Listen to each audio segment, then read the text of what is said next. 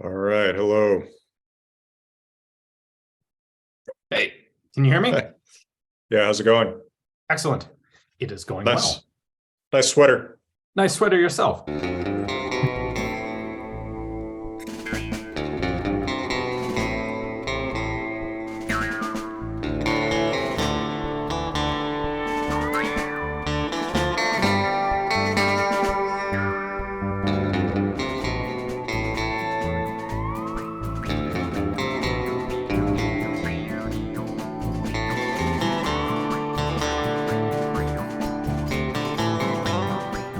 As far as the storytelling goes, um, it's kind of an interesting story how we even met, It is. right? That's And got actually a in good place touch. to start.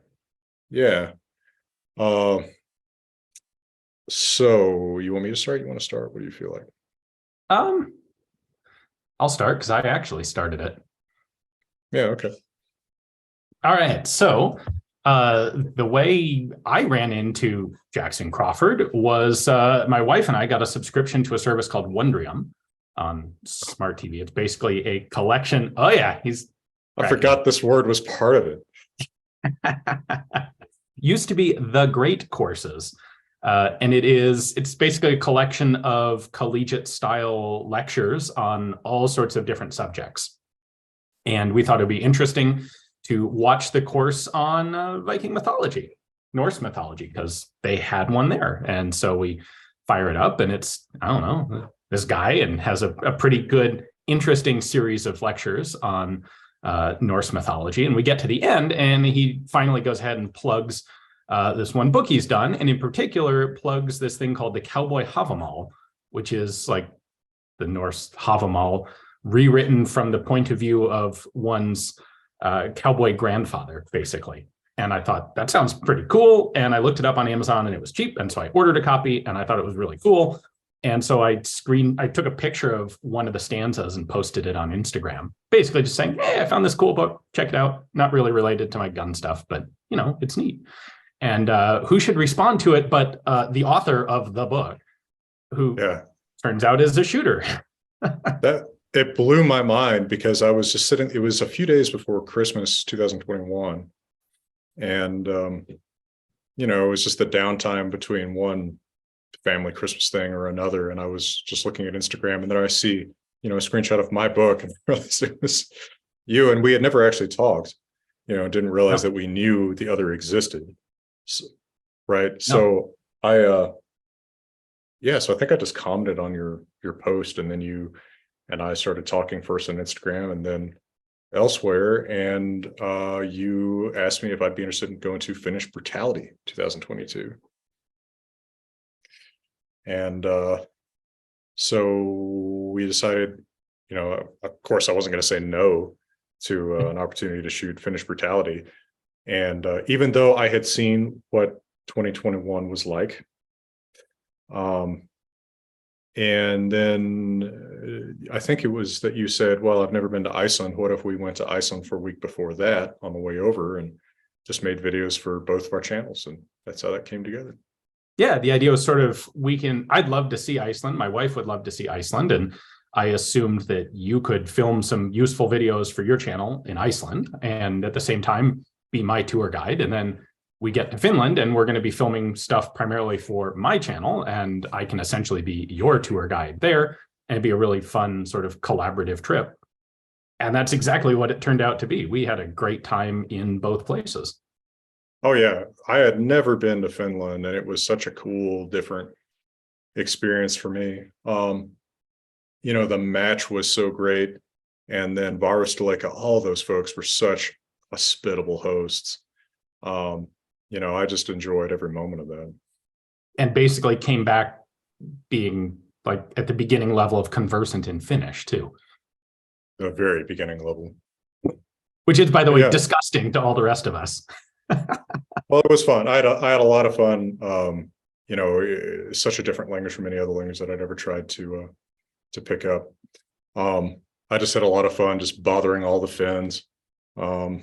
If I were ever to put together like an entire acknowledgements thing for that trip. There'd be so many Finns that I would thank just for their patience. Yeah, I can believe that.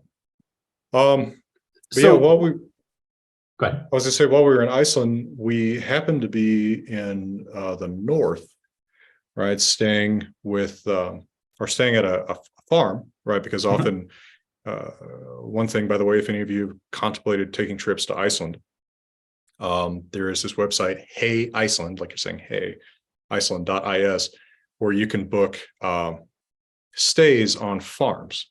And it's really cool because, of course, outside of Reykjavik, there's not a lot of urban structure. There are some hotels are often pretty expensive, but staying on these farms, you get not only often a cheaper way to stay, but you get a much cooler look at, like real Iceland, right? You kind of get a sense of, the real country. Let me step in for just a moment and give people the 10,000 foot overview of visiting Iceland, which is the island is freaking huge. It often looks tiny or smallish on a map because of our map projections, but Iceland is an absolutely huge island. You got the one big city, Reykjavik, and there are a few other towns, maybe smallish cities, but there's essentially a ring road around the circumference of the island. And if you want to see stuff, you basically take the ring road to the closest point and then go inland from there. There are no roads crossing the interior of the island. And so if you want to see the north side of the island in particular, which you should, because there's a ton of really cool stuff up there and it's a bit different and there's a whole lot less tourists than there are in the south, you're going to be spending a lot of time on the road. We had many hours in the car. By the way, also a rental car, if you're going to go outside of Reykjavik, is basically necessary. So there was a lot of time spent in rambling conversation on long car rides, and that was, as I recall it, the origin of this whole idea of Viking gunpowder. Yeah, and shout out to Fredrik Bjarnason, a Patreon supporter of mine, who was in Akureyri, the largest town in northern Iceland, who gave us a lot of tips about places to go check out, and who was there during some of the early stages of this discussion, and who was in the one clip that's on your video of us eating haukat. Yeah, he actually showed us around as a tour guide for a day or two, which was awesome. And that is, by the way, why it is Frederick Four Fingers is named after Jackson's patron, Frederick.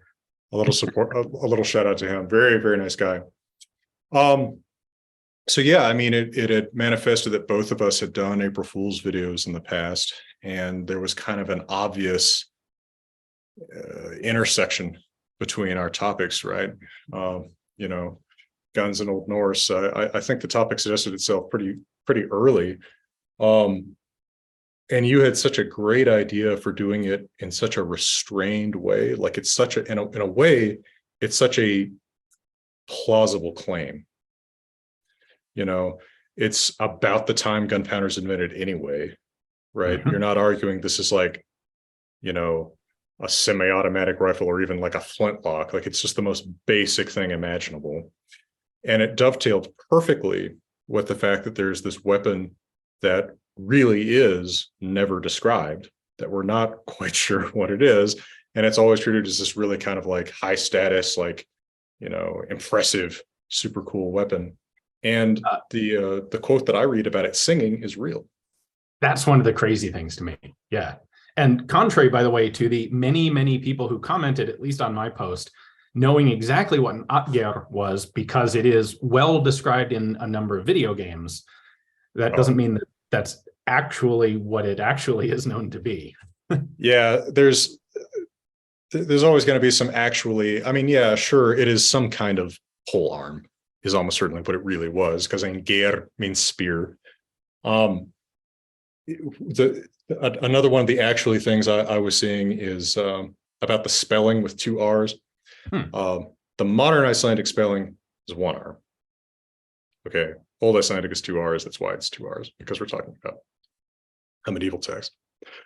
We gave a shout out to one of my Patreon supporters. We need to shout out one of yours because we decided in the last couple of months, as we were trying to put together like some of the props and stuff for this, that a fake manuscript page was kind of a de rigueur part of this, and you put out the call on your Patreon for an artist to make it and found just the right person. Oh, it couldn't be a more perfect person to do that. Yeah. Yeah. I She was came super, up with a fantastic drawing. yeah, Erica Morton. And I credited her on my video and then in the description of my video. You know, what I did is I had some footage of me talking to Haukur Thorgerson, who's mentioned in the video, looking at the Codex Regius of Grágás, Iceland's oldest law code. And I think that's a beautiful manuscript, so I thought it'd be a nice place to start. So I sent her scans of pages from that, and she based it on the style. And then even the specific text that's right before the big initial thorn letter is taken from an actual page. So it's like it's worked almost directly in.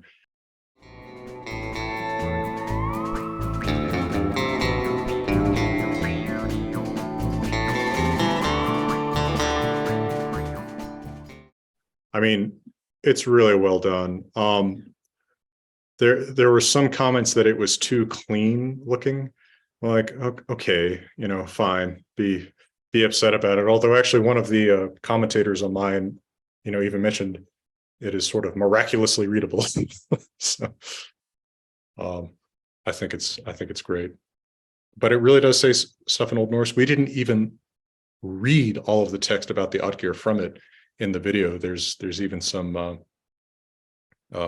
Easter eggs here. I don't know if you can see where my mouse is on here, but one part no one read is, it is said that the man who carries an Otgir has a big iron at his hip, and no one reads that. So it was just kind of an Easter egg that I thought. So of course, one of the best Easter eggs in mine was the fact that Rainier Oskarsson, who I interviewed, first off, is a legit expert in Viking combat. That book that I reference is a legitimate book. He did co-author it, and it's excellent.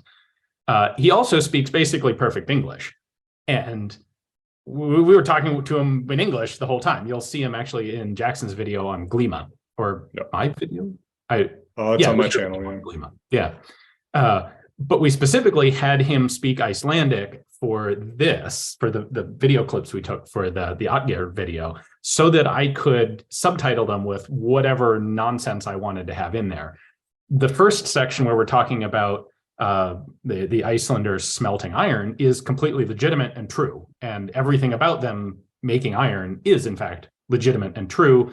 And Rainier actually has been involved in a bunch of archaeological work, finding smelter sites and working on them. The second part, where I asked him about the Otgir being a gun, what he's actually saying is almost word for word the opposite of what the subtitles say. He basically says, no, that's a ludicrous idea. I don't know where you would find any sources. Like, the sources would write about this if it was true. This sounds idiotic. Yeah, I cracked up so much when I finally got, like, I knew it was coming when I first saw your video, but man, it's so funny because he says, no, that's a really stupid idea. And the caption is like, that's a brilliant suggestion. Yeah, he was a great sport, and he got us back. He got us into so many places. He got us into the back at the museum and then the archives at the museum. I've got a couple videos on authentic Viking age weapons that I haven't posted yet, but are coming. Yeah, we'll see if anyone trusts those now. Good point. Yeah. Yeah, he was great. Had a great sense of humor about it, and really kind of gave us everything we needed. Also, a fantastic host for our first experience of Glima. Yes, painful experience of Glima, but yes, that was entertaining and educational and a lot of fun. Yeah, it really was. So tell us a little bit about your major prop, the Otgir itself. How did this right come there to be?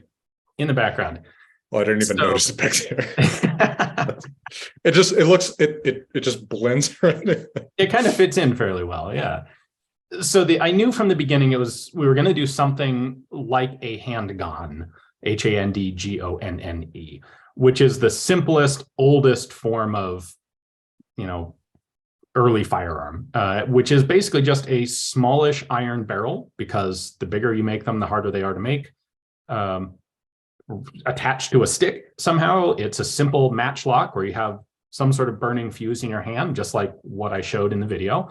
And you've got a touch hole with a little bit of powder on it, and you just ignite the touch hole and it lights the powder inside and blows something downrange. Presumably, I mean, these early ones, the inside of the barrel, I should preface this by saying I am not an expert on this age of firearms, but I would presume the earliest of these would have been firing probably rocks. You're not going to have a nice seal against a lead ball, I don't think, that developed eventually, but you'd have powder and then wadding to hold it in place, and then one or more probably stone projectiles at the very beginning. Now, in order to do this, my uncle actually is an amateur blacksmith, and he picked up a piece of basic, I think it's 1 inch or 3/4 inch iron plumbing pipe, and then hammered it up on his forge to make it look old and antique-y, and it looks fantastically perfect. And then he made a couple of iron straps for it so that I could attach it to a pole. Now, the sketchy bit is he put a plug in the back. He drilled a touch hole and he indented the touch hole so it would hold a little bit of powder. And he put a plug in the breech end of it, but it wasn't actually sealed. And I realized when I got the whole thing put together, like if you shook it, the breech plug kind of rattled. And that's a bad thing if we're going to be touching off gunpowder inside it, because some of that would inevitably blow out the back. And so I sealed it up with the most potent JB weld I could get at the hardware store, and then tried pretty hard to not really show that angle on any of the videos. So I know a few people noticed it. You can tell it's there if you know to look for it. But that was plenty strong enough, since we never actually fired it with any sort of projectile or pressurization. It was always powder and a wad, just a scrap of cloth like you actually saw me load. And that was it.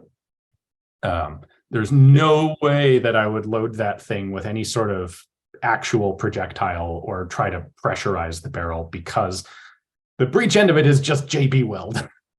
Yeah, that dovetails with what I thought I was seeing going on. Yeah. I think clumsily palmed the stone that I was pretending to load into it. Yeah, someone commented about that fairly early on your video about the palming, and then I saw it when I looked back. But still, it's and for like a fake documentary style, that's still how they might do it. Yeah. Right. I mean, anytime that I've been to like a historical weapons demonstration at like an old fort or something, they're usually not firing balls. They're just putting powder down. Charges.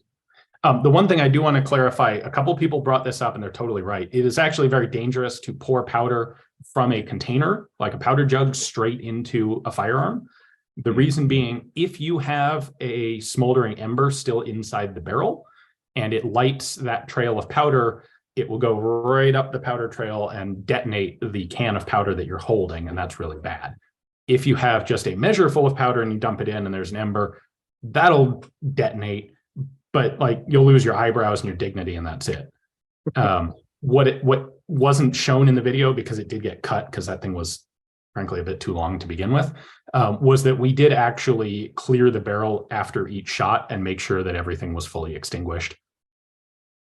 So yeah, I probably should have just used a measure so that it looked, to give the correct appearance of safety as well as what was going on when the camera was off. But still, you said, and you said this to me when you first sent me the video when it was uploaded before it was public, like that maybe parts of it were too long. But I thought actually the amount of time that you took setting it up just made it that much more plausible.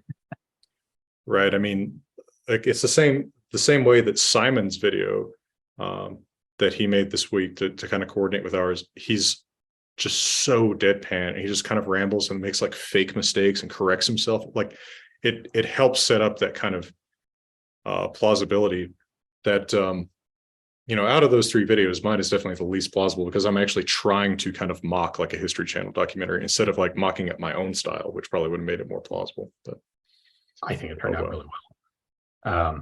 I had fun with it. So let's see. The other thing that would be one of the logical holes in mine is that saltpeter is potassium. Is chemically involves potassium, and nothing in those sharks is potassium. There's nitrates, yes, but there's no potassium involved. And so I kind of played it off by I never mentioned potassium, and I just talked about nitrates. Like, there's ammonium nitrate and potassium nitrate, and we'll just ignore that difference. But if someone were up on their gunpowder chemistry and paying attention, they should have noticed that. There were also a number of people who commented that there are lots of places where you could get saltpeter without resorting to fermented dead shark. And they're totally correct. Like, the Chinese didn't use fermented dead shark. You can use, I think, like seabird guano is a really good source for it in a primitive situation. Well, they might be right, but is it as funny, right? No, not nearly as funny. It does not fit the joke.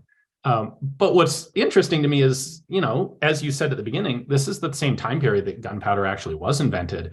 And all of the components were in fact available on Iceland. And there's no theoretical reason that they couldn't have done it. Sure. That's what makes it perfect. Pretty sure that they didn't. Man, I mean, but that's exactly what makes it perfect. And actually having, of course, the B-roll of us eating the halcott was part of what made that extra funny. Like, just, the halcott, which I've tried. Yep. That was me actually eating it on camera. Like, I've got that whole video on the channel already, and it's the worst thing I've ever eaten. Actually, it might be the worst thing I've ever eaten, but it wasn't like nauseating. It was just unpleasant. Yeah, I mean, it's something that you can at least wash out of your mouth. Some of the worst tastes are tastes that you never really get out of your mouth, So here's the funny director's cut bit from later in our trip to Finland.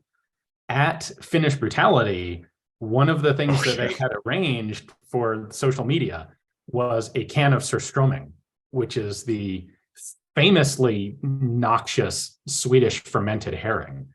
And they had a great elaborate setup. They had a fully self-contained hazmat suit for opening it, and went through all this stuff and then opened it. And it was like the world's most disappointingly bland can of surströmming ever. And I don't think any of that footage ever actually got used, because basically it was one of the Polinar guys who opened it up, and they cracked it open and they're like, and ate some, and they're like, that's actually kind of good. And of course, that completely blew the whole point of surströmming. Yeah. I think the only thing I saw of it afterwards is Varsta put a picture of Yenu and the hazmat suit up, but without the context of the whole, because they had the whole setup where she's walking in with it, and that was pretty funny. There's also a video on my channel of my brother eating surströmming, which he did have a pretty great reaction to. So that was just a few days before I was in Iceland. All right. So of the distinguished professors in your video, how many of them are actual academics, and how many of them are friends you talked into playing academics? It's like half and half. That's still a lot of actual academics to rope into something like this. Yeah, I was pretty happy with how many did. Johanna Katrin Friedrichsdottir at the National Library of Norway was pretty late. Like, she kind of got hers in at the very last minute, and she sends me like 20 minutes of material. And at first I kind of think, boy, how am I going to incorporate all this? But she did a great job and actually added things that I hadn't thought to add. So I was real happy with her contribution. Ármann Jakobsson at the University of Iceland, real academic. Trying to remember off the top of my head who else in there. I need to look at my own credits. The homicide detective, real homicide detective. Nice. So I thought that was pretty great. We deliberately recorded his audio in a bathroom and saved it. About that. Well, we even saved it at real low quality because we wanted to kind of duplicate that like 90s collar in to an Unsolved Mysteries show thing. Like, we were actually kind of going for that feel, because his video capabilities were just crap on his phone. He sent me like this crappy video. And I said, no, we don't need you on video. We need you like an Unsolved Mystery scholar in. But I thought him and then the two fake scientists in lab coats, and then the Old English contribution from Simon, I thought was just a great, like, high point of credibility in my video. And of course, Simon is an academic, but not a distinguished professor. I mean, no, distinguished professor, the reason that it's a joke is that the worst person I've ever known uses this title, and it's like not a real title, but he insists on being called this in all like books and book reviews and things. And he doesn't do it ironically. No, he doesn't do it ironically. So I thought it'd be kind of fun to just like make everybody distinguished professor, because it's like they're as due to it, if not more due to it than he is. So yeah, just a little joke of mine. So on my part, the whole accidentally shooting a sheep at the range, I almost cut, because it seemed like it was going to be really tricky to make that feel plausible, to film it in a way that would work. And I didn't. We pulled it off. And I'm really glad we did, because there were a remarkable number of comments on my video of people who said that they were on board until the sheep thing. Yeah. And I'm really worried that if I had left that out, like, there might have been a lot of people who actually fell for the joke, which would, like, I want you to get halfway through and realize it's a joke. If people finish the thing and think that this is actually real, that's kind of a problem. Some people did, though. I mean, you can tell from some of your comments, there are people who bought it. Yeah. There are people who bought mine, which is actually way less plausible. I mean, like, I was kind of astonished, actually, that anybody bought these. I mean, there's so many jokes woven into the whole thing.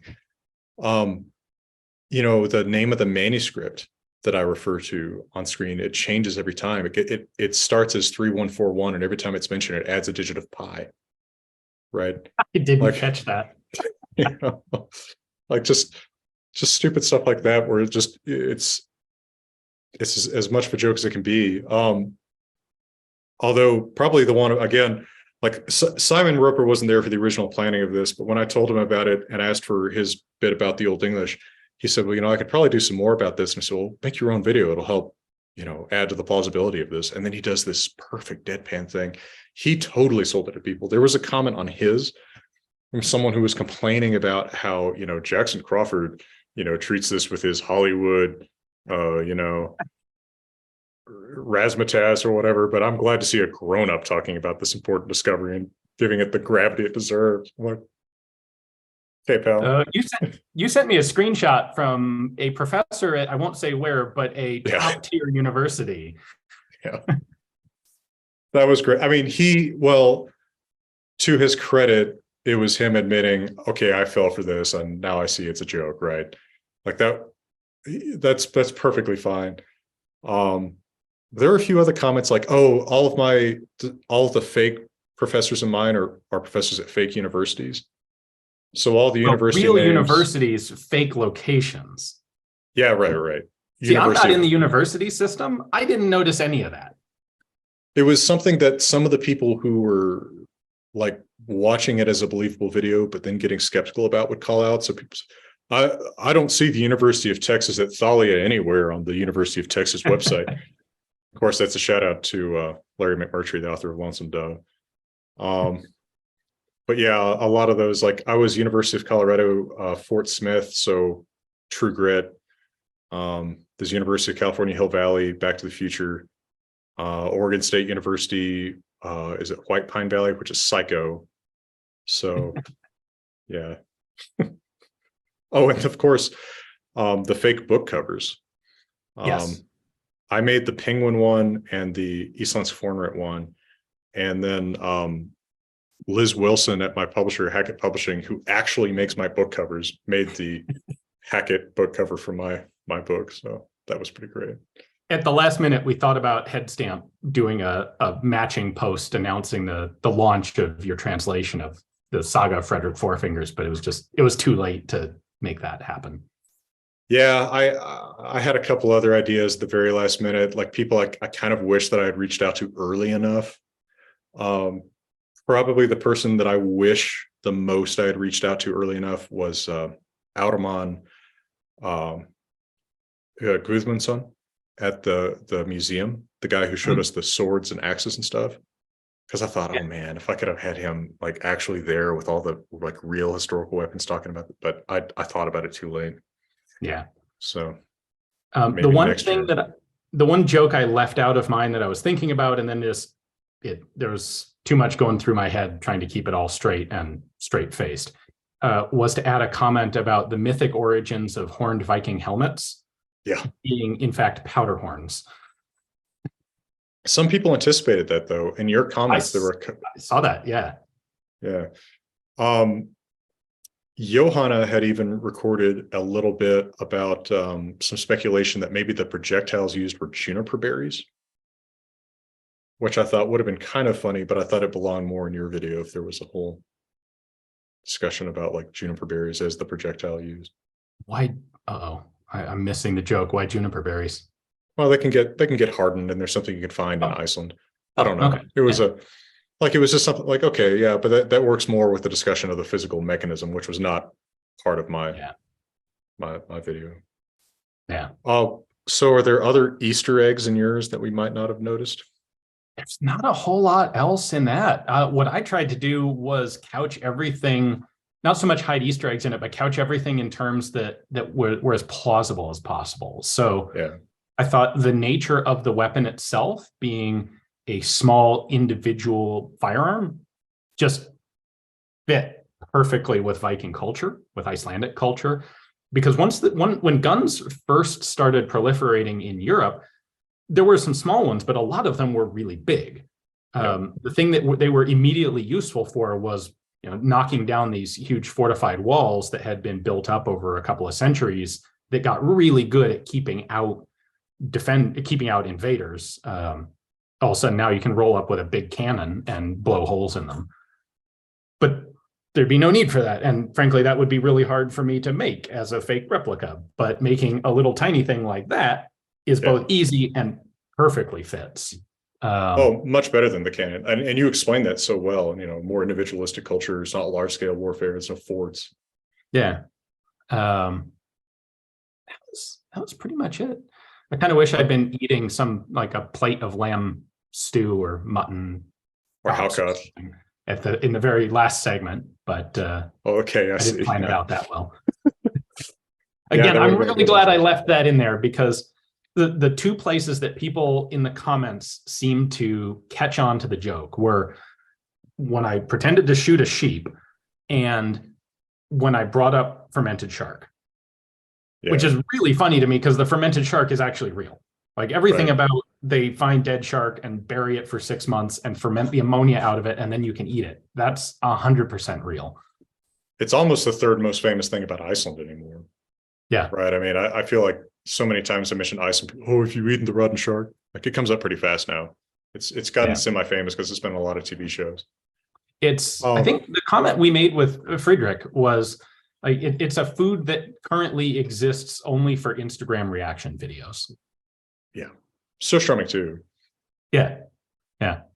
I'll mention a couple other, not exactly Easter eggs, but little details in mine.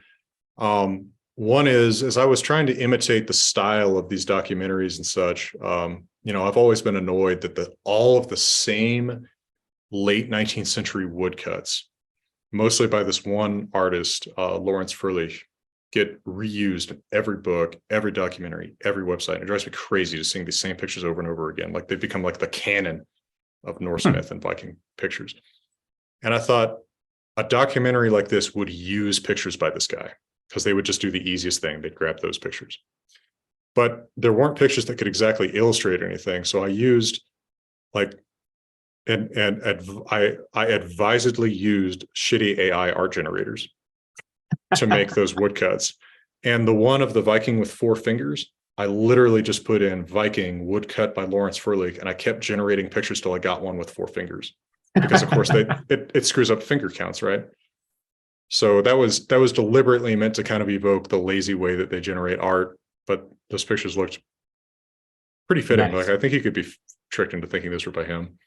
Yeah. Another thing, of course, is the what is it? What were you? Another thing is the very end where Taylor, who was one of my TAs at the University of Colorado, says, oh, we've gotten so many more credit hours for Scandinavian classes. It's so much more interest in this since this discovery, and it's enabled us to hire 2 more tenure track German professors. It's like it's a very real story from life and teaching the stuff. Very real story, but I thought it was a kind of a fun wham line by the end, by which point I figured most people would get the joke. But that part is not much of a joke. So we both set a high bar for next year's April Fool video or videos, and also perhaps located how high we want the bar for plausibility to be, because I don't know that I want to make one that actually fools any more people than this pair did. Well, I've considered faking my death in the next one. Stupid. You can't do that because it'd never get posted. Yeah, that's true. Well, I don't know. Things are on a schedule. So maybe do like a fake live feed, in which I just plausibly enough disappear off camera. My assistant Stella says in the comments that I'm turning comments off in memoriam. Yeah. Oh, that'd be fun. Yeah, just reinvent myself after that. How about you? I have absolutely no idea what I'm going to do for next year. My April Fool's videos have all kind of appeared unbidden. They've all kind of been accidental. So the first really good one I did was the French rock, which was awesome. That one, all credit goes to the friend who wrote that script, because we found this weird picture and we were talking about it, and he wrote up this whole script of the history of a rock as a formal French issued weapon, and gave me permission to copy the whole thing. And of course, you even have the model year. Oh yeah, absolutely. And we went on. The surplus stocks were actually taken over by Germany and used in East Germany after the war. Anyway, the one after that was a gun from Fallout, total different direction. And that was, I found a guy who had built one and offered to loan it to me. And then this one came out of a 6-hour road trip across Western Iceland. So yeah, who knows what'll come up for next year, but I really have fun doing these. I think both of us mentioned a couple times how it's a bit goofy that we have spent more time dedicated to our joke video for the year than we have to basically any of our serious real content that we do. Yes, but this is what, one of the few things that truly gives me joy, Ian. So I will take it where I can get it. I've enjoyed making all of these, right? I mean, I started in 2018, where my brother pretended to be me, which I thought was kind of funny, but I had to kind of keep escalating. So in 2020, I did a fake campaign ad, never stating what I was running for. 2021, we found a runestone in a dinosaur skeleton in Colorado, proving that the Vikings had gotten to America not just centuries before Columbus, but millions of years before Columbus. And then in 2022, it was I was so depressed, I was quitting YouTube and trying different careers. So I had little vignettes of me trying things like black market surgeon or assassin or whatever. That was kind of fun. But this was definitely the most believable premise. Clearly. Yes. And I don't think it would have been nothing without your hot gear recreation. I mean, that was so perfect. Thank you. And especially having that little clip of you to play as I read the translation of the, touch the powder. I was very nervous when we took that thing out to the range because there's so many things that could have gone wrong. A few of them actually dangerous, but so many, the touch hole was too small and, powder grains wouldn't go through it and it just wouldn't fire was a distinct possibility. So many things that could have gone wrong. And lo and behold, it went perfectly smoothly, which is about modern guns for me. When I take them out to the range, about 50-50 things go right and I get the video that I want on the first try. So sure. The idea that this thing would actually work that well on the first try was fantastic. Yeah. And I mean, it, especially being something that you and your uncle made. It's so cool. Yeah, So it's going to everyone be. better hope that we don't turn evil and deliberately try and bamboozle people, because I think we could probably pull it off really well. Yeah, I have to channel my powers into, outlets, right? Um, I actually the homicide detective for my video is a huge April Fool's devotee. It was his idea to introduce like the idea that there had been bodies that had been found that had damage because of gunfire and such. He actually won April Fool's, called his wife from a payphone and pretended to be his own divorce lawyer. Like, he is. That's hardcore. Yeah. I mean, so he's a great friend, but I mean, he has incredible powers for evil that he thankfully chooses to exercise only one day a year. I had one person in my comments who like legitimately said, I'm really disappointed in what you've done. Like, people depend on you for real history and you've ruined all of it. And this was like, the dude was clearly serious. And I feel slightly bad about that. No. Not very bad, but that's about the bar for how plausible I want to make an April Fool's video. Oh my God. That's like, you have to feel about that about like I feel about the guy criticizing me for doing the Hollywood treatment of this important discovery. It's like, you're I don't even know where to start. Yeah. But I mean, people believed my dinosaur one. That's not, yeah. I wouldn't consider that to be plausible at all. Yeah. Like, well, do you want to take a couple questions or do you want to call it a day? Yeah, why not? Take some questions from the audience and chat. Yeah. I was trying to remember. Yeah, Stella says in the comments, I don't understand why someone comments that when there's already like 50 comments saying good joke. Which is true. I've discovered there are a lot of people who put in a comment without reading the existing comments. Yep. 100,000 people have watched this video, but no doubt no one has said what I want to say. Yeah. Right. All right. I had not noticed that we had 100 comments in the chat here. Does anyone want to ask anything? I can't go back and reread all of them. But... Oh, okay. I see one. I've kept a little bit more of an eye on it. Adrian says, this is for you, Ian. Did you get to flip me during Glima? Yes. And I'm pretty sure it got into the video too, didn't it? I think it is in the video, yeah. Yeah, I got you on the ground a couple of times, I think. Yeah, you were naturally better at it than I am. Although there is also the line that's in the video, like, watching you two do this hurts me or something. Hurts my soul. Yeah. Yes, it was very critical of our incredibly stiff movement. Yeah, neither one of us were natural fallers. Oh God, no. No, we both hurt ourselves in the process. Yeah, and right before Finnish brutality, which you foolishly even did the additional recon stuff. Yeah. You thought you broke your sternum for a short time, for a day or so. Yeah, like, I did. It hurts to breathe, and that seems like a bad thing. Yeah, but I soldiered through it, and it was definitely better by Finland. Yeah, and then fine. By the way, between Iceland and Finland, we were treated very well in the airport in Reykjavik. You remember you were putting your huge bag through security, and I may have accidentally kept some ammunition in my checked bag. That they didn't notice leaving the US, but they did notice leaving Reykjavik. But yeah, they were really cool. Like, oh, here, find the cartridge, please, and give it to us. They were extraordinarily cool about it. Adrian says, would it be plausible to get our friends from Hurstwick to see if an Ottgarish weapon could be made with Viking techniques? Maybe. I don't know if Rainier and William Short would be. I bet Rainier would be in for that. I bet he would.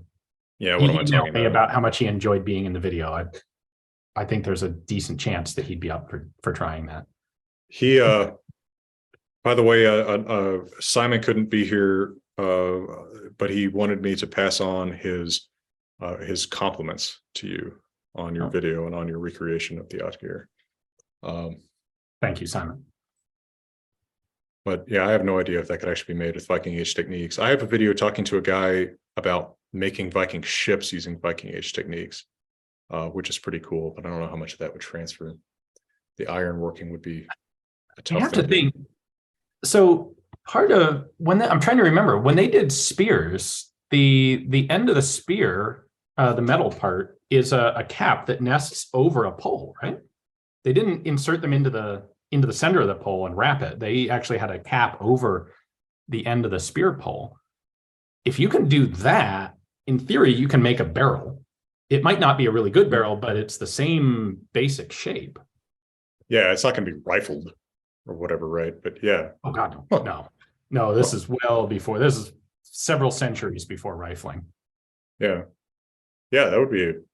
Well, I mean, they could do it. Maybe that's the next thing for Hurstwick. I don't know. So one of the early ways that you would make a barrel was you'd basically have a center anvil, which you could do with a piece of good hardened wood, and you would actually wrap a strip of metal around it and hammer weld it, where you wrap the strip and you just pound on the seams until it welds itself together. And that is a totally legitimate way to make an early barrel, and they could definitely do that. Yeah, and by the way, one thing I'll mention in connection with Rainier and the iron stuff is the very first part in your video where he's talking, you have him making some points that are very much what he makes, and actually the National Museum of Iceland has a whole exhibit based on Rainier and William Short's research into how iron was extracted and used in early medieval Iceland. That's not really what he's saying in that clip, but it is real stuff he says. So he has done some really interesting work, and you plugged his book a little bit. The funny thing was, and I still have the video, I asked him about the iron working just for my own edification to make sure I had it right. And he gave me about a 2-minute comment in English that explains all of it. Yeah. And when I had a moment to break in at the end, I'm like, yes, but we need that in Icelandic. And he went, oops, right, okay. Right. The joke is like, this is good information, pal, but the joke is we need to be able to caption you saying what we want you to say. He was a good sport about it. Yeah. We met so many nice people in Iceland. We were so well treated there. Really great experience, and hoping to go back and do more of this, and maybe I'll even get back for another Finnish brutality. Not sure if the Finns want me back, but the Icelanders seem to. Suspect they'd love to have you. By the way, this is going to be embarrassing to you, but I have no problem with that. I have kind of gotten used to being recognized in public from time to time. It just put your sunglasses on. It happens. It happens more when I'm talking than if I'm not talking, because people will recognize the voice. You have not really gotten that experience, but you sure started to get it in Iceland. And I found that absolutely hilarious, that we'd be walking down the street in Reykjavik and just talking about something. And every once in a while, a random passerby would stop us and be like, holy cow, are you Jackson Crawford? Yeah. And I got to have a great time going, yes, he is. Here, give me your camera. I'll take a selfie of the two of you. And then that totally flipped in Finland. Yeah. Right. Like Iceland is this weird geographical anomaly where I'm going to get that more than you, but in Finland, like complete switch. Yeah. Well, I mean, Iceland is where they basically speak the language that you cover in your channel most of the time. Yeah. Well, and of course, hanging around Varstalika, there's a lot of people who know you are, but it was pretty funny. And a great experience for me. And the president of Iceland sent me an email after I was there. Did I tell you about that? No. I watched you get recognized in the street by a former MP. Yeah, that's right. I didn't hear about the president. Yeah, the president sent me an email and said, basically, I guess the next time I'm there, we're going to have coffee or something. He was a historian at the university, so nice. He's into this stuff. But so my as a friend once said about my being known in Iceland, I'm famous in the smallest possible way. All right. Well, we've been going almost an hour here, so we should probably wrap this up. I haven't seen any other questions come in. Yeah, I haven't either. But it has been really fun reconnecting about this, and revealing some of the behind the scenes and the background. Yeah. Hopefully everybody watching got a kick out of it. So thanks to all of you patrons of both channels who joined us for this live. We are going to go ahead and publish this, I think, on both the channels in a day or two. Yeah, we'll coordinate that. Yeah. So. All right, sir. It's been fun. Thanks again. Yeah, all the best to you and everyone else out there.